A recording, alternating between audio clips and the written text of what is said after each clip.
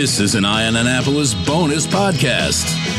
I love coming back to the Crownsville Hospital, although it's a little bit creepy, but we're here with Leah Paley, who is the Chief Executive Officer of the Anne Arundel County Food Bank. Again, how are you? I'm great, John. How are you? Awesome. We've been here before. We've talked, we've worked together and everything else. And I thought it was a good time because I know that you've got a big, huge event coming up, but we want to hit base on that. But we want to get an update on the food bank and the need, because the last time we talked, you said, this need is not going away. Yay, COVID is over, but people were still food insecure, needing food, and your costs were going up and everything else. And we wanted to touch base and find out where we are now. Again, thanks for coming out. Thanks for helping us to raise awareness around the issue of food insecurity here in Anne Arundel County, which you are correct is not going away. And quite honestly, we are anticipating, as we receive the numbers from the last month of services distributions to our community members, that the need will jump the number of service points. And that has a lot to do with the end of the SNAP benefits, the Supplemental Nutrition Assistance Program, otherwise known as food stamps, the end of that expanded benefit. So all people who qualified for SNAP benefits during the public emergency were eligible for the maximum benefit. And that was that's affecting people I thought I read somewhere it was like $200 a month or something. Does that sound about right? Yeah. So I think the average impact and decrease, across everyone, and I don't know if this was national or just here in Maryland, was roughly $89. But for example, your senior who was on a fixed income and qualified maybe for some benefit during the pandemic was receiving somewhere over the $200 mark. And now that expansion has ended, they've gone back to, let's say if they're eligible only for the minimum, that's $30. Oh, my word. And if anybody has been to the grocery store lately, realizes that that's going to be a difficult bill to pay. Yeah, yes. In fact, so we collect data from our partner pantries on a monthly basis, and we also receive stories. And I was reading through stories that were collected from the month of February and the month of March, which March being the first month really where this did take effect. And there were stories that had been included from people who said, my benefits dropped to $20. Like I can't do this. And I'm really grateful that this pantry exists because quite honestly, I don't know where else I would have turned. Well, one of the things that is, and I don't say amazes me, it shouldn't surprise anybody, is how close many people are to being food insecure or, having to need the services of the Anne Arundel County Food Bank or one of the pantries that you do work with.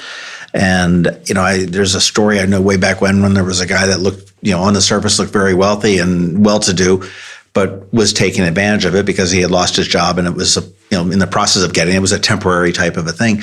And, there's such a valuable service that you guys provide here out of such a small little location with such a small, tight crew for such a big county of, almost 600,000 people. Yeah. We really over the years have had to be creative, I think, over the past few years with additional COVID relief dollars that have flowed in, access to other funding or in-kind donation opportunities, have been able to do more with more. But as we're nearing the end of the COVID era relief dollars, at least for our organization, we're having to really think creatively about how we proceed and unfortunately, not necessarily scale back, but be really mindful about taking on any new partnership opportunities, whether we can take on new member agencies. And those aren't conversations we want to have as the need continues to increase. Well, I know that, you've been, like I say, talk about your creativity. And I know recently you were getting quarterly shipments from the Church of Latter-day Saints or something like that of meat. So you're right. We are receiving, actually came in just yesterday, and it's actually on a monthly basis, which is a phenomenal gift. 24 pallets, which would take up basically an entire tractor trailer, 24 pallets of meat once a month for 11 months, which is the equivalent of about $600,000. Where do we hook up with the Church of Latter-day Saints? Oh my goodness. Wow. What a phenomenal partner they have been. We're so grateful for the gifts that they have bestowed upon us in kind through their own farm and factories that they have as a community. That's wonderful. That's wonderful. So we've got a couple more months left of that. Oh, thank goodness. It was a perfect gift. Well, you guys do buy a lot of your food. And I mean, certainly I got to imagine that, if I've got that wilting piece of meat in my refrigerator, that's something I'm not going to be bringing here to donate. I mean, I imagine the meat is really pretty critical because it's timely. It needs to get out. It needs to get consumed fairly quickly. I mean, it doesn't have I guess you can freeze it for a while. Yeah, I mean, you're making a really good point, which is when people are donating food to us, shelf-stable items, those non-perishable items are very easy to transport. They don't require refrigeration. And, you may want to donate a steak, but that's much less likely that you're going to do so. And so we do heavily rely on the dollars that we've received over the years and that we're advocating to receive for the next fiscal year so that we can make purchases of lean proteins, produce in particular. This past year, we distributed 840,000 pounds of fresh produce. People are asking for it. Produce is expensive, and we want to give people nutritional items that, quite frankly, if you're on a fixed income and you're at the store, you're trying to stretch your dollar, and you're less likely to spend it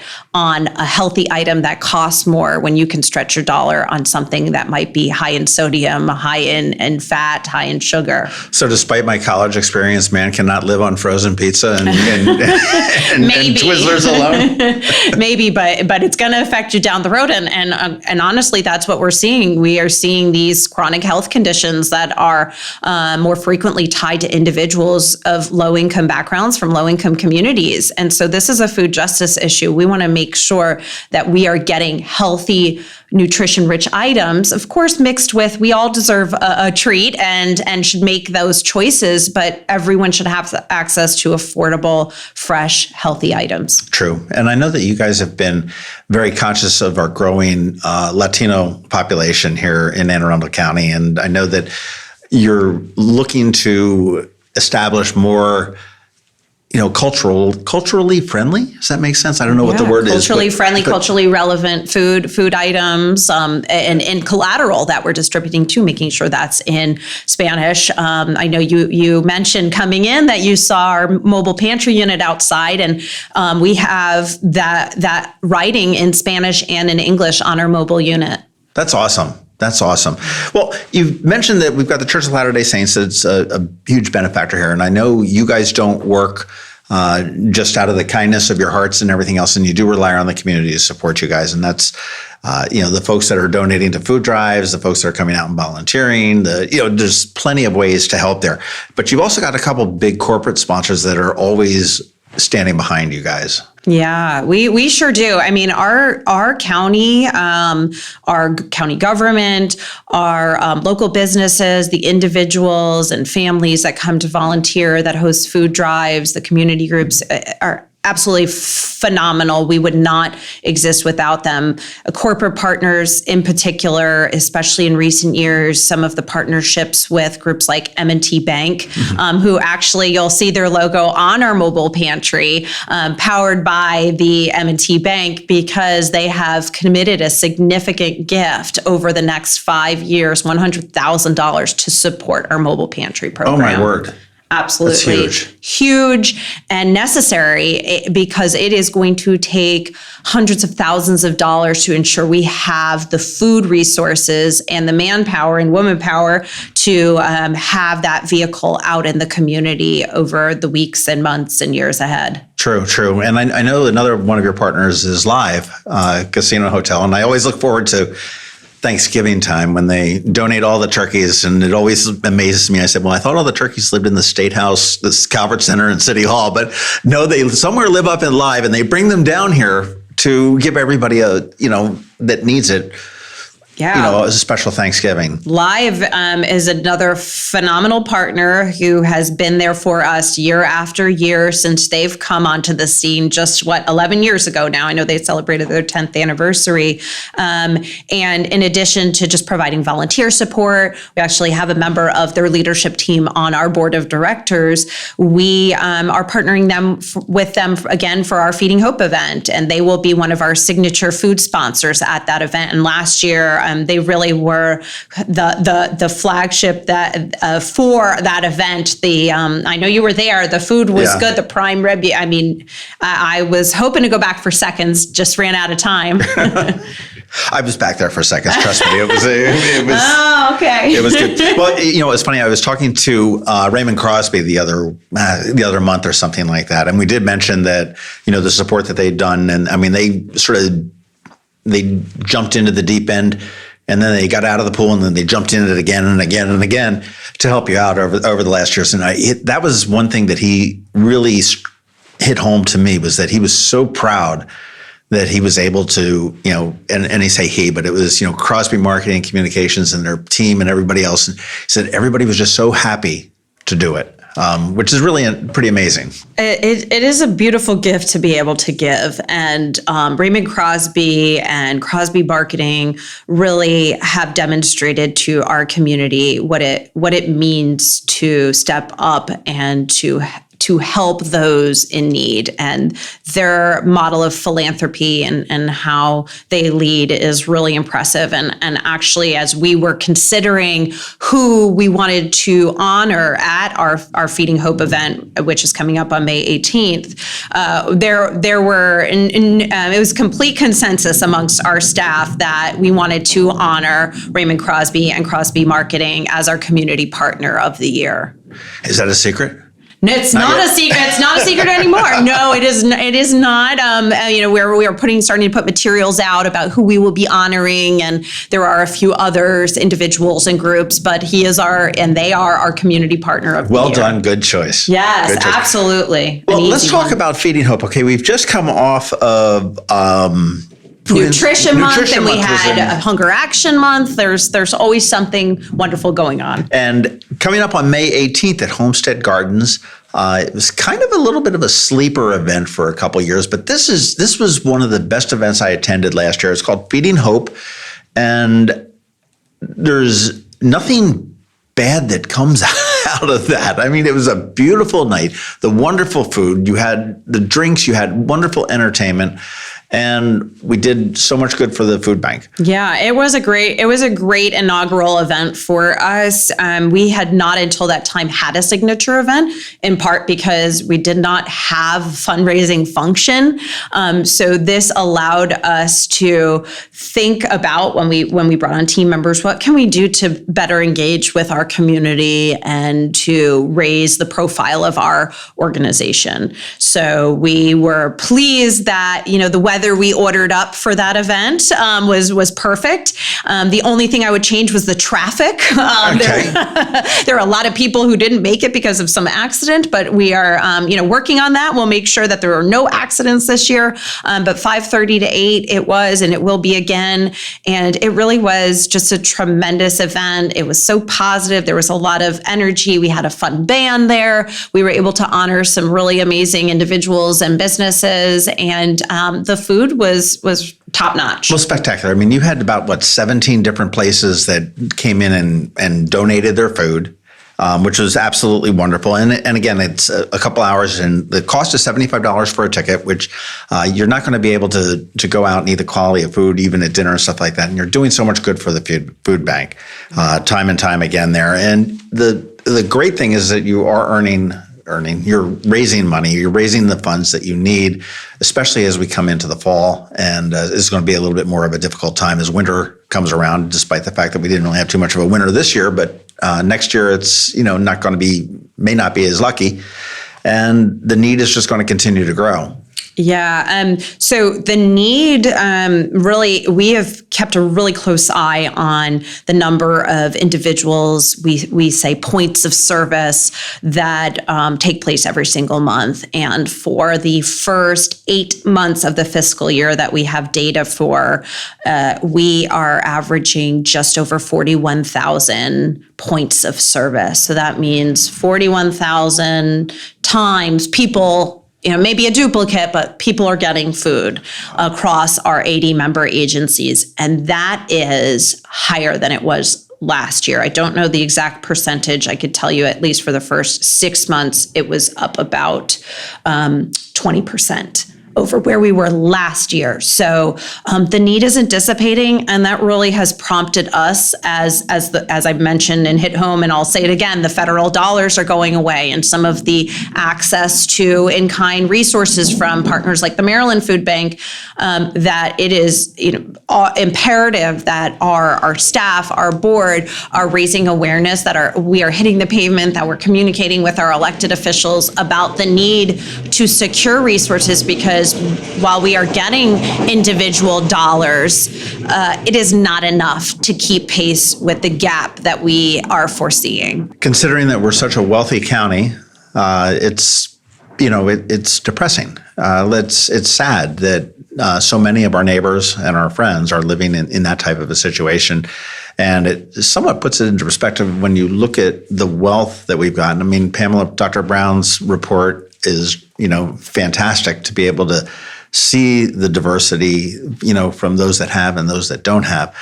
And it makes you wonder what happens in, other parts of the country that certainly don't have the wealth that we're here, and what's happening with people. And I mean, what you're doing here it's amazing work. It really is on the team. Now, how many is your team now? I mean, you've got 40? Oh, I wish we did. We are just under 20. So but we rely heavily on volunteers. We have some regular volunteers. We have people who come out every day and are on the sorting line. We have individuals that help to drive trucks along with our staff. But we are just about 18. Wow. Okay. Well, if you want to get involved with this, you can volunteer here at aafoodbank.org. We'll give you the information. And donate. I mean, when you find a food drive, and don't take all the stuff that's been sitting in the pantry for. This is my own pontification. They've got plenty of macaroni and cheese, Kraft macaroni and cheese, I'm sure. But why not pick up if you're able to, pick up 3 or 4 things extra at the grocery store. And run it up to, a donation pointer over to Crownsville, to the hospital to donate it. It does go so far. If you can donate cash, I think that's probably a good thing as well, because as you said, you do buy a lot of the food that you have, because if you're loaded up with Kraft macaroni and cheese, you have to have something to go with that. Yeah, absolutely. So we're on track to spend about $1.6 million this year on food. Sounds like my grocery bill. Yeah, and I will tell you, the amount of food that we're getting with that money is clearly not going as far as it did last year or the year before, as we're all being hit with the impact of inflation. But I will just hit home that donating money really is our preferred method, and I think it is easier for people to do because there aren't a million different drop-off locations, and we're all really busy. So just going online and making a donation really is great. But if you are passionate about donating food, we also have wish lists on our website. So you can go to Amazon, our Amazon wish list, that's a great which idea. Is linked on our website. We have a Target list, and that's actually what we used when we did a recent push for baby diapers and wipes, formula, and baby food. Is just we loaded those lists up with those items. We shared that there was a significant need at our food bank for those items, and people responded. And we are just so grateful for our amazing supporters. Within a few weeks, we've raised just over $8,000, and about the same amount of product and in-kind has come in by way of Amazon and Target lists. Oh, that's awesome. That's awesome. Really inspiring. But looking forward, obviously you want to, if you can attend Feeding Hope in May, that's May 18th, you can do that. And you can buy your tickets right at aafoodbank.org as well. And you can probably sponsor it too. Absolutely. We are overwhelmed by the number of businesses that have supported us over the years who have stepped up either again this year or for the first time, whether as a food vendor and so providing in-kind food. We have dozens last year who did the same and are hopefully on track. So we'll have some delicious treats that are at no cost to the organization, as well as groups who are supporting the event from a monetary standpoint. And those sponsorships do come with tickets to the event, as well as opportunities to promote your business, whether that by including the logo or getting the opportunity to speak at the event. Well, I think you take a look at aafoodbank.org and look at all the businesses that are locally here that are supporting them, whether it be on an event-by-event basis, whether it be by hosting a food drive, whether it be just corporate donations or whatnot, and support them. Okay, these are the people that are supporting our community, and give them the support you can if you can. I think it's somewhat interesting with Crosby is that it's pretty selfless. They're giving because what they do is not something that you and I are going to roll down there and say, "Hey, can I get a kit?" I'd like to buy. I'd like to buy some military marketing from. So that's the real spirit of giving. When you see these companies that are doing this, they're doing it out of the goodness of their hearts. I mean, I don't think they're doing it just so they can get their logo on your website. I agree with you, John. Without a doubt, that's the case. And I would be remiss if I didn't give a shout out to Homestead Garden, who's hosting us there for our event for the second year in a row, and have generously donated the space, tents, chairs. All of those things cost money that we are saving and can direct back to our community members experiencing food insecurity. And so we're really grateful to Homestead Gardens for that. Well, I'll tell you, Brian and Pam up there just do a great job. And I mean, again, they're wonderful community supporters. And in any number of different ways, not just the food bank. It's you've got the heavy hitters in the county, I think, that are behind you, which is awesome. Absolutely. But going forward, looking into the fall, I mean, look for food drives. I mean, the schools are going to be getting into their food drives and their competitions, and help them out when you can do that. Is the post office going to be doing their thing again this year? Fingers crossed. We got late notification last year, and so we weren't able to raise as much buzz about that event. The Stamping Out Hunger event is typically, I think, the first Saturday in May. So we're getting close to that, and so I have to check in to find out if we've heard any more. But I will make a plug for whether it's monetary donations or food drives, or just dropping off food here at our Crownsville location over the summer, because we see so many donations come in the fall, and we hope we continue to see them. But things start to really slow down in the spring and summer, and the need doesn't go away. So any monetary donations, any individual food drives that a group would like to do, we welcome that, because we need the food all year long. And if I don't know how to do a food drive, I mean, I can call you guys up or go to the website, and you'll give me all the ins and outs on how to do it for my community, my neighborhood, my church, or whatever it may be. Food Drive 101. Yes, there is a section of our website about getting involved, and specifically a subsection on food drives and commonly requested items. There's even like a flyer, a printable flyer, and you can add your own details. So there's definitely that help for you and guidance, and you can reach out to us at any time with other questions. Fantastic. And make sure you go to the Leadership Anne Arundel Food Drive. That's in October sometime. And Leah and I are both sort of graduates of the Leadership Anne Arundel flagship program. And that's always a fun morning with collecting food, sweaters, and blood. And blood. No, you wouldn't think that combination would always go together, but it's worked out nicely. And I think last year was the third year, if I'm not mistaken, and it was a really successful year for us. I know for our friends collecting sweaters too, and the blood drive as well. It was a great event. I think well over 2,500 pounds of food, maybe even closer to 3,000 for us. So grateful to everyone who came out for that event. Well, and we'll make sure you get information on that. But for now, put these dates on your calendar. May 18th at Homestead Gardens, 5:30 p.m. It's Feeding Hope. And that's a great opportunity to really see what the food bank does, see the people that are making it all happen, both from I'll say an employee, volunteer, corporate aspect, get some great food, get some great drink in a great location. You want to make sure you keep your eye out for, what's coming up where you can donate, and go online and if you can donate some money, do that too, because it makes sense that the need doesn't stop, but everyone doesn't. We're thinking about going to the beach in the summers, and and everything else is coming into our mind as opposed to winter when we typically think food is needed the most.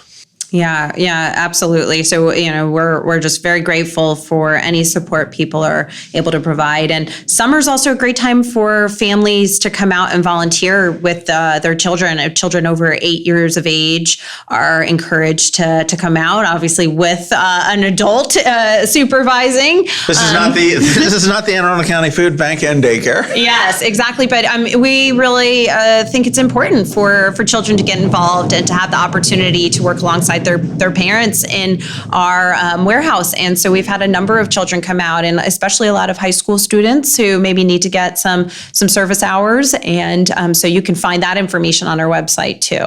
Fantastic. Well, I will see everybody that's listening on May 18th. I hope you can get your tickets right now at aafoodbank.org. I know I'll see you there on the 18th at Homestead Gardens. And thanks so much for the update. Oh, thanks. Looking forward to seeing you on May 18th. This has been a bonus podcast from Eye on Annapolis. Please visit us at eyeonannapolis.net. Follow us on Facebook at All Annapolis and on Twitter at Eye on Annapolis. And if you haven't subscribed to the Daily News Brief podcast, go for it. And all of your local news will be delivered to your phone, tablet, or smart device by 6 a.m. every Monday through Friday.